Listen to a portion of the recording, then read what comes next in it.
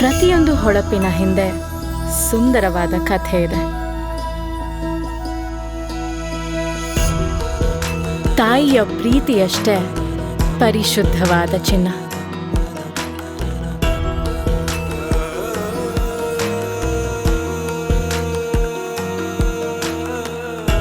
ಮಗುವಿನ ನಗುವಿನಂತೆ ಮಿನುಗುವ ಆಭರಣ.